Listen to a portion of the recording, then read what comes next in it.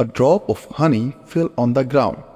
A small ant came and tasted a little of that drop of honey. She had a lot of fun. She had to leave her work. So, when she started to leave, the taste of honey made her mouth water even more. Her mouth filled up. What a great and fun honey!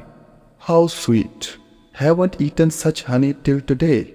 She returned and tasted some more honey.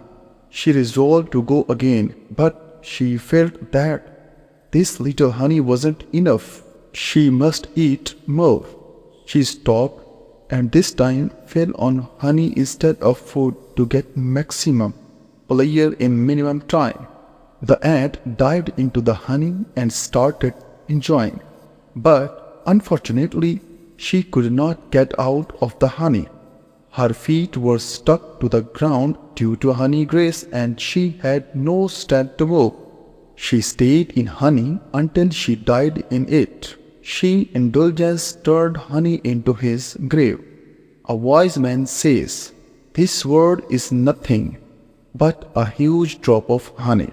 So whoever eats enough of this drop of honey will be saved, and whoever dived in this sweetness will be doomed to death." May Allah make us successful both in this world and in the hereafter.